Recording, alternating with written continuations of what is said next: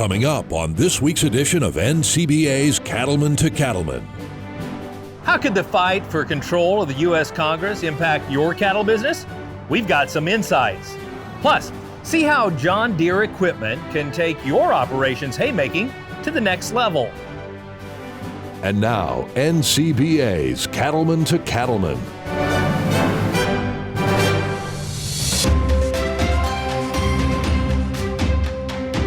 I'm Ethan Lane, Vice President of Government Affairs for the National Cattlemen's Beef Association, here in our Washington, D.C. office.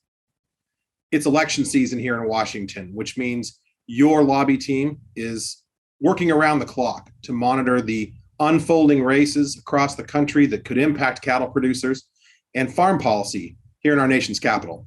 As has been the case the last few election seasons, a few weeks after the race, we're still waiting for a few of these key results to come in order to determine exactly what kind of Congress we're going to be dealing with in January of next year. It's clear by now that the House of Representatives will be controlled by Republicans, and we're expecting to see some key committee assignments start to take shape in the coming days. G.T. Thompson, the ranking member currently of the House Agriculture Committee from Pennsylvania, will undoubtedly be the chairman of the House Agriculture Committee moving into next year. This is great news for cattle producers across the country, as GT has been an absolute champion for our industry and for all of agriculture. Similarly, we're looking at quite a few changes in the leadership of the Ag Committee as different members either retire, a few of them lost, and others are going to be looking for new committee assignments in the new Congress. We would encourage you to pay attention to those changes as we move forward over the next few months, as you may be surprised to find a member of Congress that represents you no longer on the Ag Committee, or perhaps one that's been representing you that's now on the Ag Committee, which could give you a really important voice as a constituent in the conversation in Washington, D.C. We're also obviously watching the U.S. Senate, where a few of those key races have kind of kept everybody in suspense about just what leadership we're going to have and control of the U.S. Senate moving into the next Congress. That all-important runoff election in Georgia coming up on December 6th is going to be pivotal for what kind of dynamic we're going to have, both for spending bills as well as the upcoming farm bill that will dominate agriculture policy in Washington in the coming year. NCBA's Political Action Committee played a pivotal role in this season's elections as well. We met with dozens of candidates and supported more than 150 candidates and members through the contributions you have made to our Political Action Committee. And we had a success rate of more than 90% of our contributions going to members that eventually won their races or new candidates that won their seats in Congress. So these new members that are coming to Congress, we already have relationships with on day one. We're looking forward to building on those relationships, educating them about your priorities in Washington, D.C., and building a foundation that will lead to another successful year for NCBA's policy team in Washington. We thank you for all of your engagement in this process. We're looking forward to more of that engagement and feedback in the years to come as we work with the 118th Congress to advance all the priorities that are important to cattle producers across the country. Now, you can help NCBA fight for common sense policies and against efforts that threaten the future of the beef cattle industry by becoming a member of NCBA. It's easy to do. Just call 866-233-3872, or you can visit the website ncba.org. NCBA has always welcomed and encouraged younger generations to get involved with the cattle industry. Russell Nemitz has a look at the value of becoming an NCBA intern.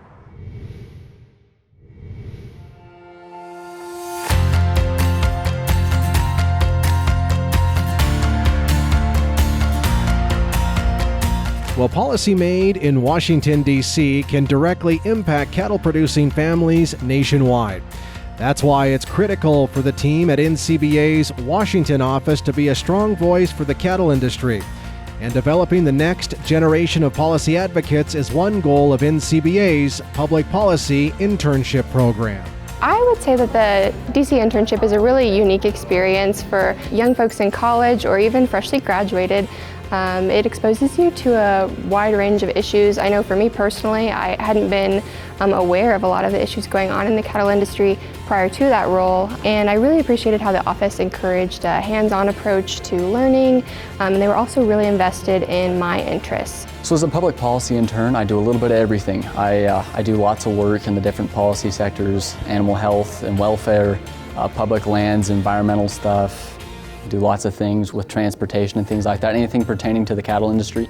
So our day, it varies every single day. So me and my fellow intern Anthony, we both have our daily tasks that we take care of. So we work on various projects for the Public Lands Council with publications that they send out every day. We also do cattle market reports. We also send out various information to our DC staff about committee hearings and things that are posted on the Federal Register, just to keep our staff up to date with what's going on. NCBA's public policy interns are undergraduate or graduate students, and they spend time not only at the NCBA office in Washington, but also on Capitol Hill and at agencies like the USDA. The experience gives them a real opportunity to sharpen their skills for the future. Some highlights for me have been traveling to Capitol Hill with some of our lobbying team. There we got to sit in on meetings with congressional staff and talk about issues that are facing the cattle industry and how Congress, should act on those. So that was really special for me, just to get to kind of see what it's like to do those lobbying efforts and to be the voice for the cattlewomen on Capitol Hill. I think what makes the NCBA internship stand out is the hands-on experience that you're allowed to take part in. You're working directly on projects that are actually used in lobbying efforts and improving the industry and communicating with producers. And I think that's the biggest thing that sets it apart, is that you're actually a part of something bigger. Apply, apply, apply. Because this internship is really special because you truly get to do meaningful tasks that are going to be impactful. And the staff at NCBA is so genuinely caring about you and what you want to do. They're going to give you so many learning opportunities that are going to be beneficial to you in your interest area. In Washington, D.C., I'm Russell Nimitz reporting for NCBA's Cattlemen to Cattlemen.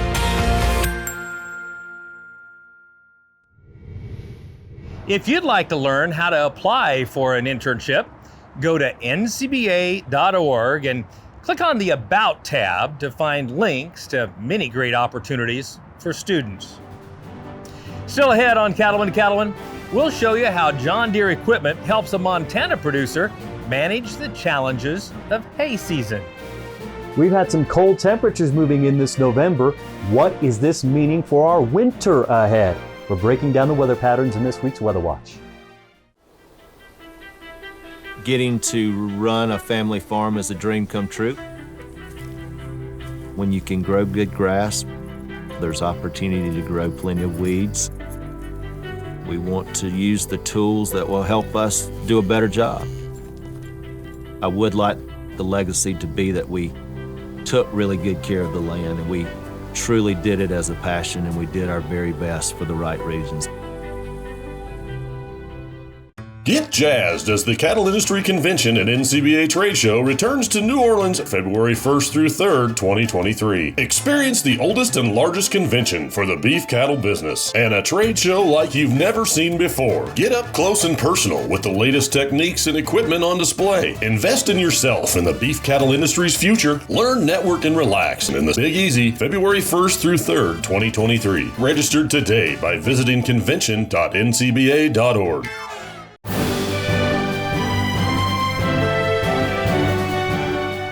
What does it take to be successful in agriculture? Hard work and perseverance are essential, as well as the ability to adapt to a variety of challenges. Cattlemen to Cattlemen reporter Kate Maher tells us those characteristics are evident in one third-generation producer from Montana, whose relentless focus on quality is paying off in an area where raising cattle and hay is getting more difficult.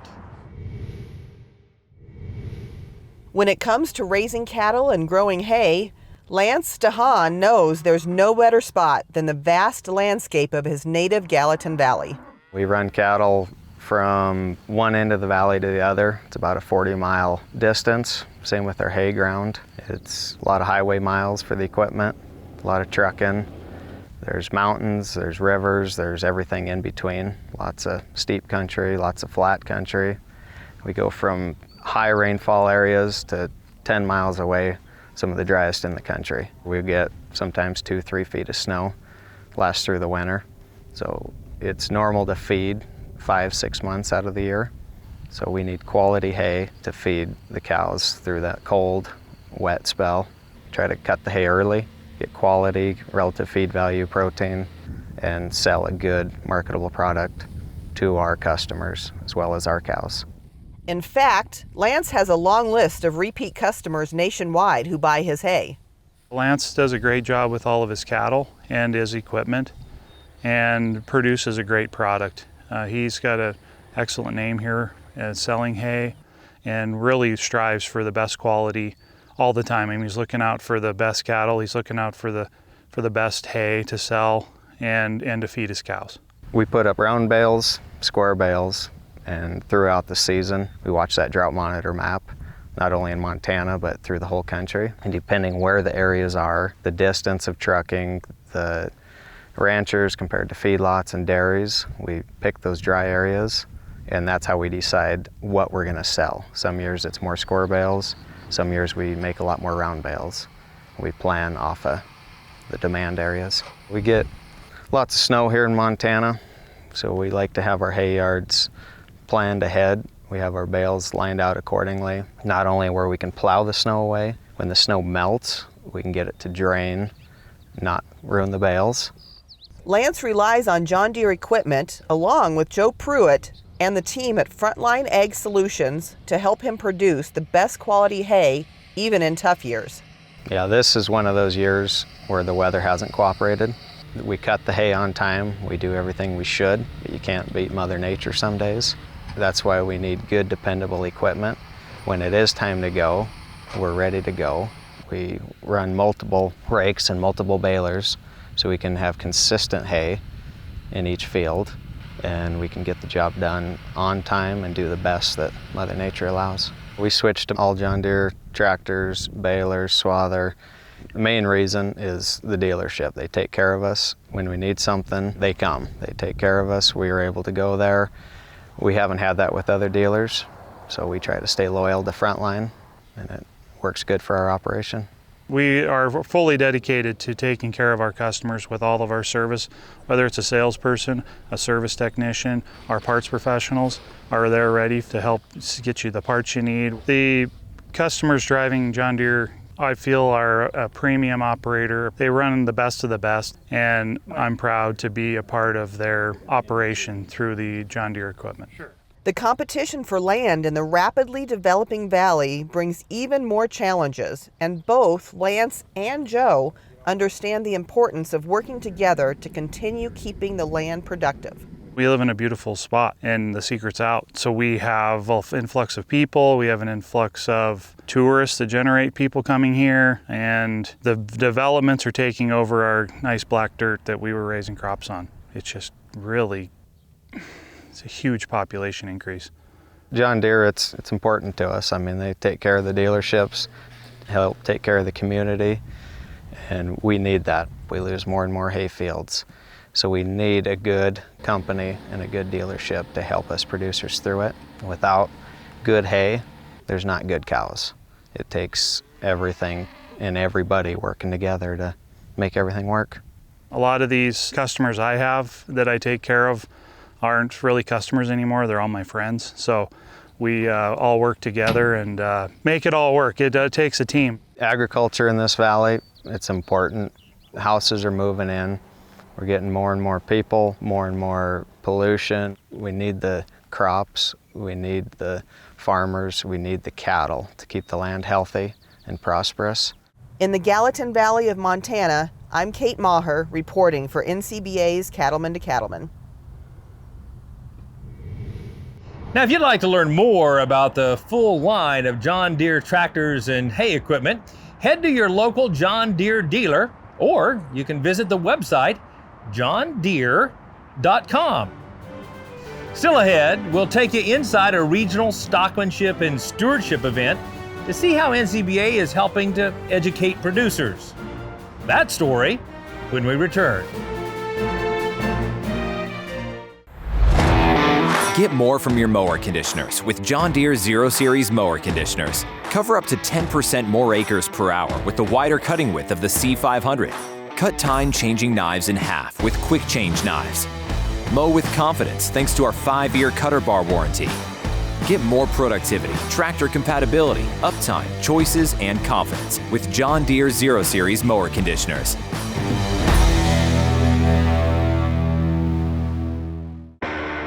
When you spot BRD in your cattle, that's your golden opportunity to target infection and its associated fever with a single dose of Resflor Gold, the industry standard dual therapy.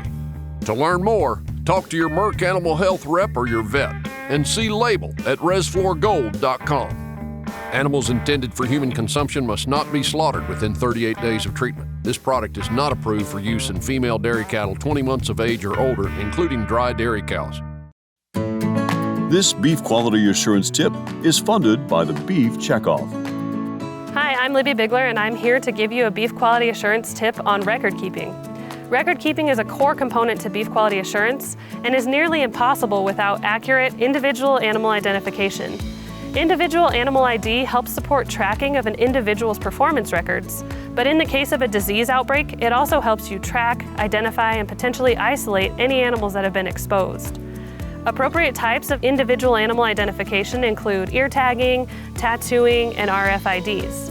For more information about types of identification that are approved under the BQA program and for why it's important, visit bqa.org. The Beef Quality Assurance Program is funded by the Beef Checkoff.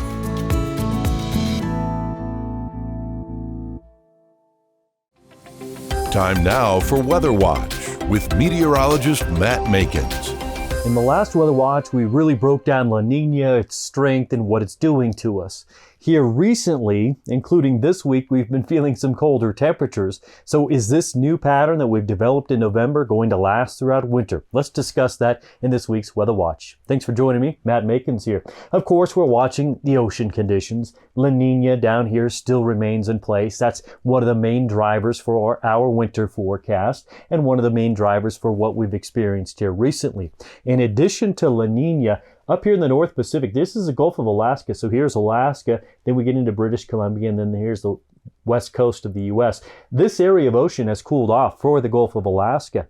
And what that is doing is kind of changing the storm path, if you will. A storm flow change. It's going to be with us throughout the course of the winter. There's something else that's been going on too, and that's on the other side of the country, in the Atlantic. It's very warm here, and what that's going to do for much of the winter is act like a bit of a storm block, if you will. It's going to keep the east coast of the U.S.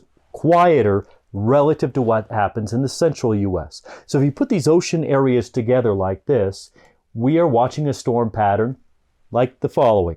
We have kind of a ridge or an storm steerer or deterrer, if you will. And that's going to be somewhere between the Pacific and over Alaska.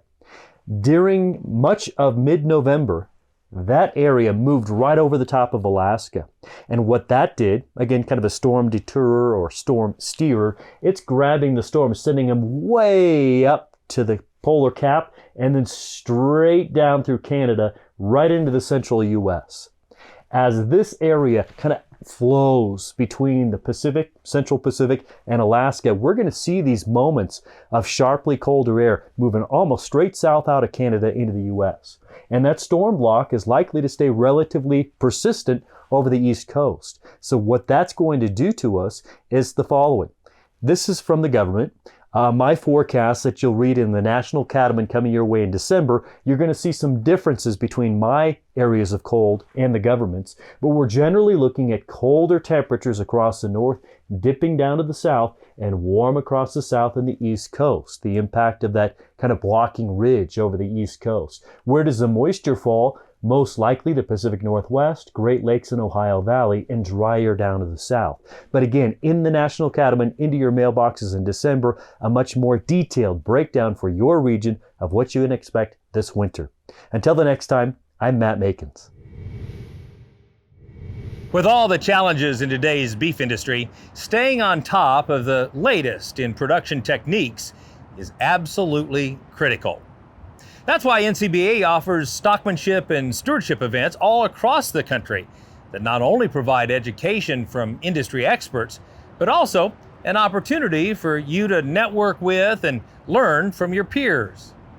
Cattleman to Cattleman reporter Matt Fleck has a look at one of these regional events and the benefits they provide to all producers. Low-stress cattle handling is one way producers can improve cattle performance and make life easier for them and their animals. Providing education in these methods draws crowds of producers to NCBA's regional stockmanship and stewardship events that offer valuable cattle care training. First and foremost, it's an opportunity to gain the latest and greatest in terms of information and what's happening, what the science tells us, and how we can apply that to our own production operation. The sounder you can handle cattle, the softer they are to you, the softer you are to them, the easier they are to handle. Not only will they perform better, but they will obviously add value to your bottom line, not only in pounds, but in the quality of the carcass. NCBA's regional stockmanship and stewardship events provide valuable education to producers of all skill levels. These clinics are led by a team of experts who share their knowledge over the course of the 2-day program. We're very fortunate at an event like this to have the opportunity to collaborate with NCBA and bring some nationally recognized experts in their particular field. We think about people like Ron and Kurt, and in terms of the stockmanship and stewardship, and we've got excellent local experts as well, like Jennifer Ligon, our extension agent in Buckingham County. But the opportunity to learn from them, who are recognized across the country, to have them right here at home in our backyard and speaking to us directly is quite an opportunity. The one thing that I try to drive home to everyone is this is one change that you can make to your operation that requires no input costs whatsoever. So you're getting a gain of anywhere from $50 to $400 per calf, and you didn't do anything different, but maybe slowed down a little bit. You might have even actually used less people to work your cattle, or less time to work them. I love how the sessions have been more than just, sitting in a classroom and kind of being preached to. It's what I've done for I don't know how many years of my life now.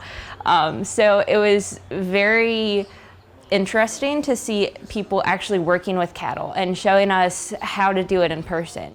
Merck Animal Health sponsors these one-of-a-kind training sessions. The company says they're proud to support this important initiative to help give cattle producers valuable information. Stockmanship and stewardship is a huge value, not only to the producer, but to Merck Animal Health as well. And simply that if we can work with our producers and help them to understand what good stockmanship means and the benefit that provides, it's going to make your vaccines work better. When animals do get sick, it's going to make your treatments work better. Additional support for the program is provided by the Chekhov-funded Beef Quality Assurance Program, and the BQA principles form the foundation for all of the lessons. Well, beef quality assurance is an extremely important certification for the beef industry, and from a big picture standpoint, I think it really starts with providing confidence to consumers that the things we do in terms of our production and management practices are the best ones that are out there. Beef quality assurance allows our consumer to understand that the practices that we do on the farm or ranch are for the betterment of the cattle and also to improve the safety and quality of the food they consume. With support from Cargill, NCBA also offers the Rancher Resilience Grant, which cattle producers can apply for to help offset some of the cost of attending educational events like this. We were recipients of the Resilience Grant, and we were excited to do that. We were committed to coming anyway, but when our extension agent sent us this opportunity, and being a grant writer in my bread and butter job, I said, well, let's try it before we actually try to pay and come and use that expense. And we were just fortunate and excited to use it. These stockmanship and stewardship events also provide an opportunity to interact with like-minded producers who want to do what's best, not only for their own operations, but for the entire beef industry. There's great opportunity not only learn formally, but all the informal discussion that happens in the hallway or on the tour or outside the classroom in terms of connecting with other producers that share similar challenges.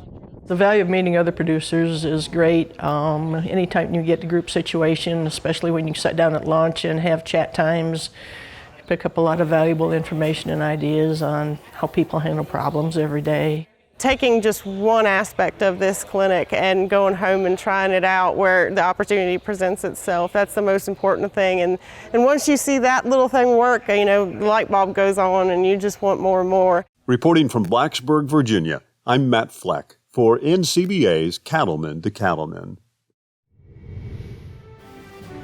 Still to come on Cattlemen to Cattlemen, we'll discuss some of the issues facing public lands ranchers and how NCBA is working to help those important operations.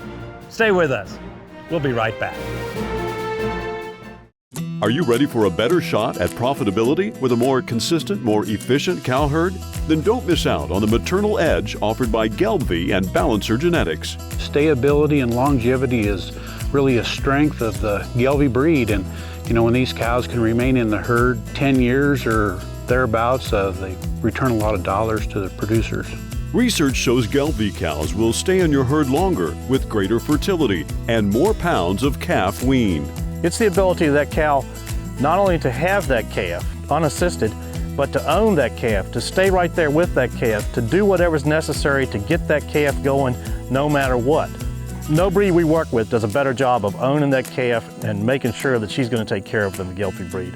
For cow-calf producers, the maternal traits offered by Gelbvieh and Balancer Genetics are the smart, reliable, and profitable choice.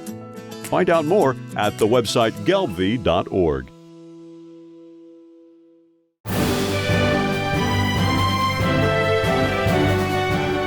Farmers and ranchers know firsthand that federal regulations can hit the beef industry hard, which is why the Public Lands Council works to protect those raising cattle on federal lands. Russell Nemitz takes us inside the annual PLC meeting and highlights some of the important issues that were discussed. Well, this year, Cody, Wyoming hosted the Public Lands Council's annual meeting. And as always, a lot of important issues were covered. However, incoming PLC president and Colorado rancher Mark Rober says the main mission of PLC continues to be to keep ranchers on America's federal lands. Our main objective is keeping ranchers in business on the land and keeping the land healthy with using livestock as a tool. And that is really our main mission. However, ranchers are worried about the future of grazing on federal lands, especially with the Biden administration rolling back many of the Trump administration's favorable changes.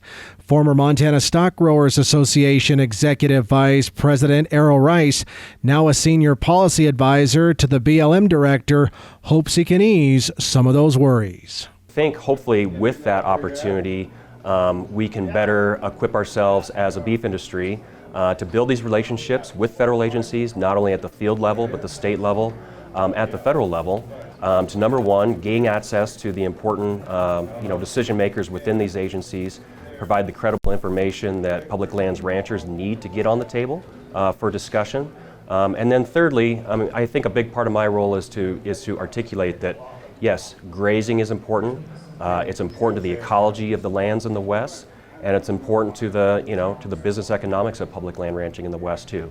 So hopefully I can help be that bridge, be an open door for the public lands industry, and hopefully move the needle on a few of these issues. The American Sheep Industry Association's vice president and Wyoming rancher Brad Boner says the Endangered Species Act is one of the big issues that PLC is working on, and for good reason. So I think what we've learned over time, and the Sage Grouse initiative is a great example of that, is the only way we really solve these problems is with a collaborative effort.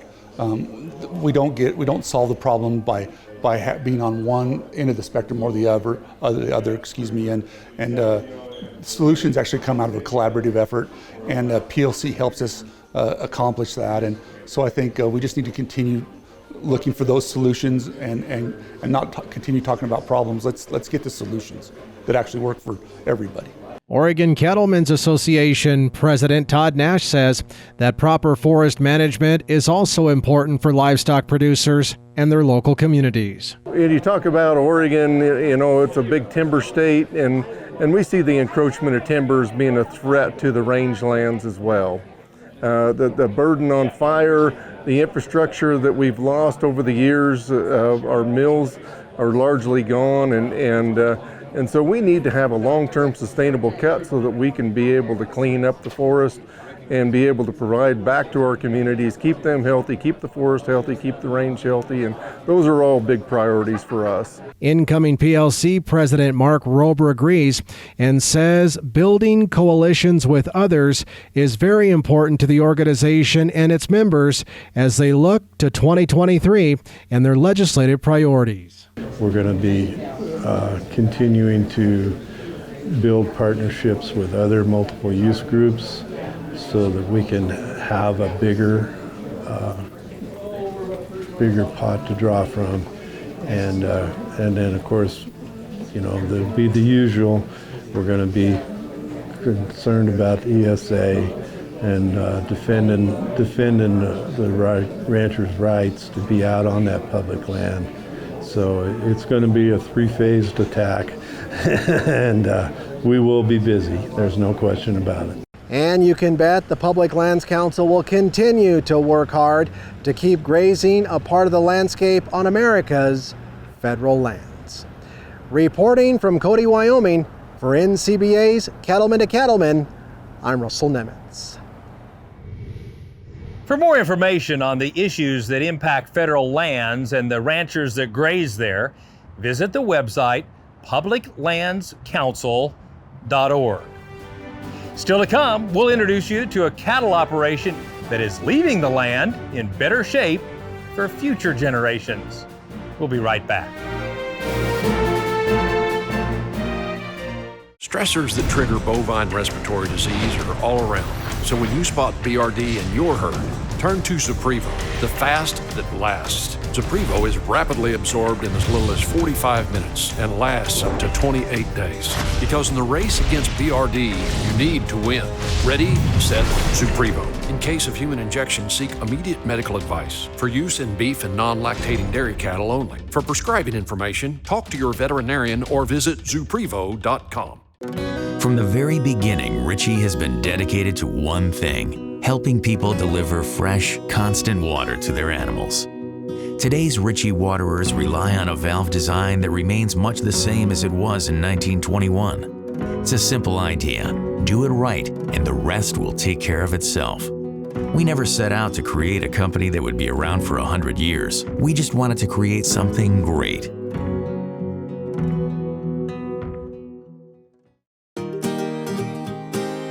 This beef quality assurance tip is funded by the Beef Checkoff. Hi, I'm Steve Boyles from The Ohio State University, Beef Extension Specialist. And my beef quality assurance tip is about bunk management. One of the pillars of beef quality assurance is providing fresh quality feed. One of the ways to do that is through bunk management. Bunk management can improve feed efficiency because we're not going to waste as much feed. There are two things that I normally look at when evaluating a set of cattle and where their intake is. I look at the bunk and I also look at the cattle. Well, let's look at the bunk first. You can use a bunk scoring system. An example would be a 0, 1, 2, 3, 4. Now a 0 is a slick bunk. There's not any feed in there essentially. A 1, there may be sprinkles of feed in that bunk. 2s, 3s, 4s, you can use your own judgment, but there's extra feed in there at the time you are ready to bring more feed to those animals. If you've got 2s, 3s, and 4s, that could be feed that is going to be reduced in quality, especially if it has moisture in it, say some sort of silage in there, and that's going to reduce overall feed efficiency of the pen. So we're going to come back and evaluate if we need to reduce the feed or increase the feed. Normally, if you're going to increase the feed, increase it about 10%. If you're going to decrease the feed, use your own judgment, probably about 10% the opposite way. Admittedly, weather can alter how cattle eat. If a storm comes through, that's going to affect how much they eat, and you may have to make some judgments momentarily for that. But overall, a feed efficiency can be improved through a bunk scoring system. But there's that other factor. We've looked at the bunk. Let's look at the cattle. My general rule is 25, 50, 25. So when that truck comes through, I want to see about 25% of the cattle coming up there, they are ready to eat. 50%, they could be in the middle of the pen, even back of the pen, but they're going to get up. And they saw the truck come through, they're going to start to make their way to come up there and eat some feed. Finally, that 25% that is maybe standing in the back of pen or laying down, they may not come up to the bunk at all. They've just eaten. So you have a good estimate on how much those cattle are eating. So once again, when you're evaluating how much feed to provide in a pen, look at the bunk, but also look at the cattle. The Beef Quality Assurance Program is funded by the Beef Checkoff.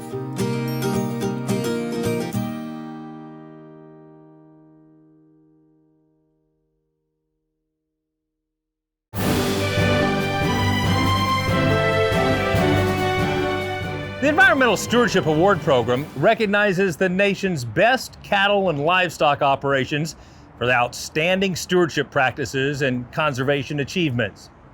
The desire to leave the land better than they found it is a common trait among cattle producers, and you can certainly see that in action with these ESAP winners. Let's head to Region 5 and the winning operation from Montana.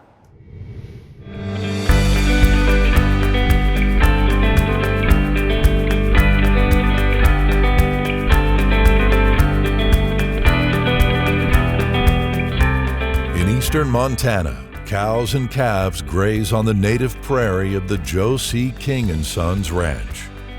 The sagebrush prairie here looks much like it did a century ago. And today, the ranch supports about 650 cow-calf pairs. This is a family operation. My wife and I and our two kids, our son Jay and daughter Kylie and her husband Mitch, are all on the ranch now. Our ranch encompasses a little over 20,000 acres, and about a third of our grazing land is public land. I think it's good cattle country. Obviously depends on the year. It looks really green. I mean, it does not look as dry as it is. When you have water, it's great cattle country. Whether monitoring range conditions, checking on yearlings, or moving cattle, the King and Thompson families all work together on the ranch. And each month, they hold a family meeting to talk over plans and share ideas. I feel like our family has a core value or belief to make everything better. I mean, it is a commitment, but it's become a habit to just be open-minded. What can we do better? How can we improve this? What workshop do we need to go to? It's really, yeah, it is a value. It's just expected. It means working our place so that we can live here, but at the same time always making it better so that not only can we thrive here, but hopefully the generations after us can as well. Just constantly making small changes and more effective changes that allow us to continue the work we do. If you can do a better job of managing your ranch, that's going to benefit you ecologically, economically, and the whole sustainability picture comes from always trying to do a better job. With fewer than 13 inches of precipitation each year, drought is a constant threat, and the grass is the precious resource the Kings work hard to protect. 95% of the ranch is native prairie, so that is our business. That grass is what supports our business. That's the most important component of what we do. So to be sustainable, you have to take care of the land. So our grazing management plan is, we run on a deferred management plan through 6 pastures. We're able to circle throughout the summer. With the deferred rotation, the pasture that's grazed first this year will be grazed last next year. And then the cows leave, and then it can start putting energy back into the roots of the plant. And then better grass, better habitat for my cows and for the wildlife. So that pasture will effectively have 18 months of rest. What really stands out to me about Jay and Chris working out here and working with the BLM is the way they manage their lands. They manage their private lands and their BLM lands the same. They have great grazing management practices on both lands, and they're conscientious about the wildlife. The Kings have sub-irrigated meadows where they grow hay. They're experimenting with cover crops to improve soil health. And they've taken action to protect the health of the creeks that run through their ranch. By controlling the grazing in and around the creek areas, We're trying to improve the health of that riparian area, and we see increasing willow and shrub brush activity along the creeks, stabilizing creek banks and protecting the water quality. We are doing what's best for the land. We are preserving it. We are trying to make it better. We're not overgrazing it. I want you to come see what we do so that you understand that we are preserving it. We want to take care of it. Chris even loves to preserve and make use of vintage machinery, like his daily driver pickup truck and the small plane that comes in handy on the ranch. My dad has a Piper Cub that he uses to fly and check out how the operation is going, check on the cows and the water situation, and it's a very valuable asset to the ranch. It's actually a fairly inexpensive for us because it's an old plane. It's a 1943 Piper Cub. My dad bought it when I was a kid, and we've been using it ever since. And it's an efficient way to keep tabs on things, and it's a lot of fun. Chris King and his family love the wide open spaces they call home. And their commitment to conserving their natural resources is aimed at keeping their ranch sustainable for today and tomorrow. I really want people to understand that, like, what's good for the cow is what's good for the deer, what's good for the antelope, what's good for the sage grouse, and that we are out to preserve it. We love living on the land, and we do our best to make it better for ourselves, for the cattle, for the wildlife, and for future generations. My hope, of course, is that the ranch will continue on in the family, because that's what you're always doing. You're always trying to build for the future. You're always trying to improve what you have so that it is sustainable. We put in a lot of hours here, but we like what we're doing. We like being out here, so it makes it rewarding.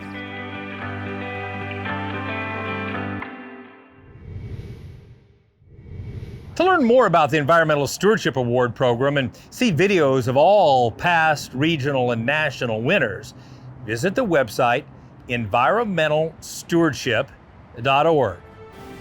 Still to come, we'll introduce you to a company that is looking to revolutionize the beef industry by bringing delicious and healthy Akiushi beef to American consumers. Stay with us. We'll be right back.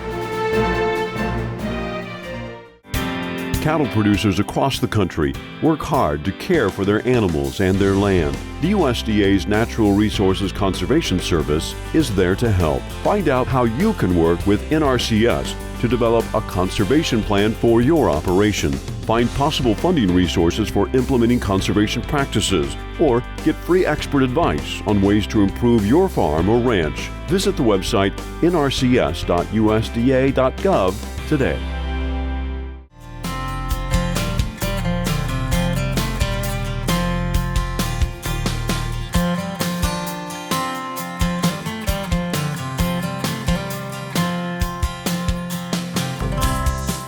You have an upcoming production sale to advertise?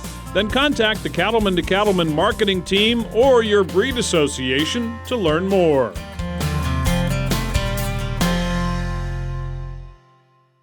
Farm or ranch to table can mean different things to different people. But at its heart, the term means monitoring an individual animal as it moves through the beef production cycle to make sure it's raised in a safe, humane, and environmentally sustainable manner. It's a concept that Heart Brand Beef has embraced as they make every effort to ensure that Akiushi beef you eat is both great tasting and healthy. Here's a closer look at how they're putting that into action at a restaurant in Houston. Howdy everyone, I'm Jojo Corrales. I'm the Vice President of Cattle Operations at Heart Brand, and we are excited today to be here in Houston at Brenner's on the Bayou, and we're with Chef Ryan back here in his awesome kitchen. We are introducing this ranch to table concept of being a rancher ourselves and just doing all we can do to make you a better product, and wanting to see how you like grilling it up today, what you feel Heart Brand brings to your restaurant that differentiates yourself from the others, and just kind of what you think about the product and kind of first of all kind of how you'd like to prepare it. Well, here at Brenner's on the Bayou, we just season it with salt and pepper and we put it in the broiler. Cook it for about 6-7 minutes, roughly on each side, to get a medium rare to medium, depending on the guest's desired temperature, of course. I have enjoyed cooking Hart brand. The Akaushi is fantastic. We have 3 different cuts of steaks on our menu. The ribeye is fantastic, the strip is fantastic, and then the skirt steak, honestly, it's my favorite steak. And I appreciate you guys for making such a quality product. Yeah, absolutely. So I mean, that's something that we feel as beef producers, the demand for high quality beef has gotten stronger and stronger.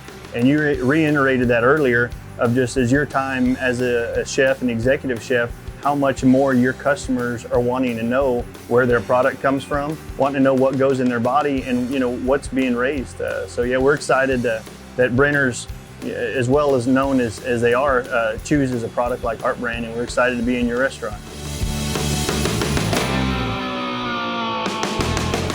I've heard rumors about how Akaushi and how the whole Wagyu cattle started in Texas. Now, I've heard some wacky rumors. You got to tell me what's the real? Yeah, I've heard story? I've heard the same rumor as well. So in the mid '90s, I think 1994, there was a group of cows and bulls that came over from Japan. So they flew out in a Boeing 747 into the United States and made their way down to Texas. So the herd that Hart brand has now is the set that came over in the mid '90s, and we've been able to maintain the purity of that breed all the way through, and really, I mean, it's something that we take a lot of pride in, making sure that what we have, as Akaushi are truly Akaushi cattle. So interesting, very interesting. So I was told it was Pablo Escobar, but.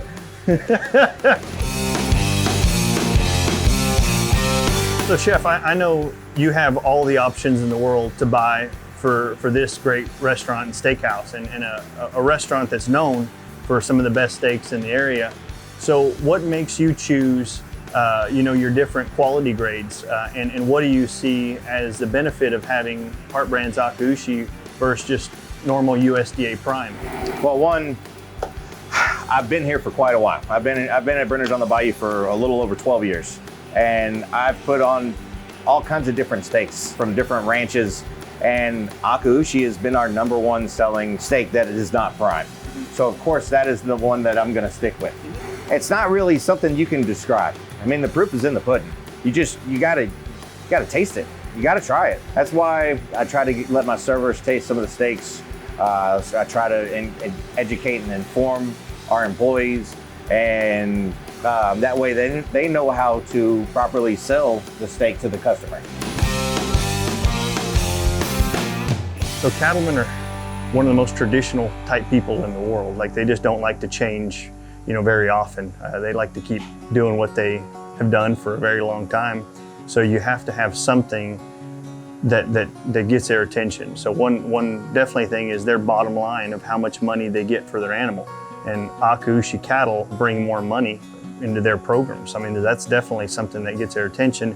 And then just seeing how much marbling the Akaushi can add to their cow base is something that they key in on. And then just introducing them to how we sell meat. So that's something that, when you opened up your box, that's something that is new to most cattlemen, is how meat gets to the end user is through those big chain distributors. And we gotta follow the lines of how you buy product. So, I'm not out here giving you one steak out of my back of my truck and going back to the ranch. I mean, we have to fit into your supply chain and how you receive product, and how you want to receive it, and if you want to cut 16-ounce steaks or if you want to cut 14-ounce steaks. I mean, you have the ability to do that, and if, on the aging process too, however long you want to age it.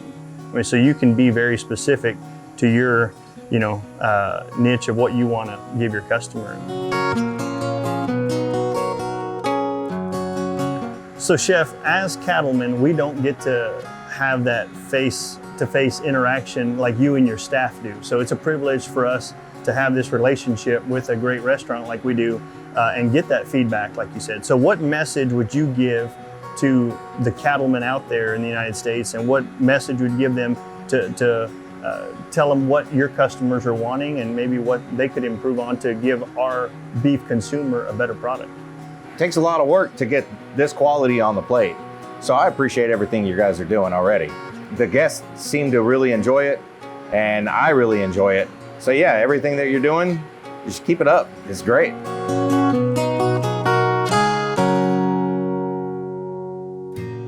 With the higher prices we've seen in the last 12 months for prime beef, one trend that we're seeing in the high-end steakhouses is that most restaurants are looking for alternatives to these items to offer on their menus.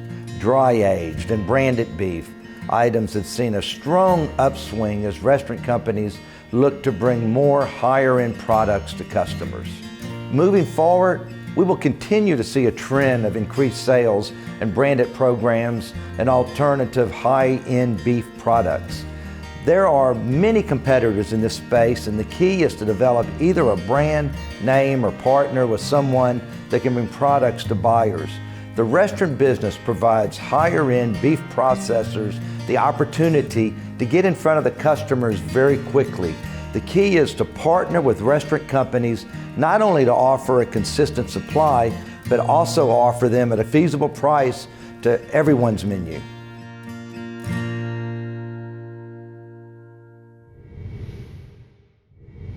Now, if you want to know more about Akiushi cattle, purchase some great cuts of beef, or pick up some recipes and cooking tips, just visit heartbrandbeef.com. Well, that wraps up this edition of NCBA's Cattlemen to Cattlemen. Thanks for spending time with us. We'll see you again next week right here on RFD TV.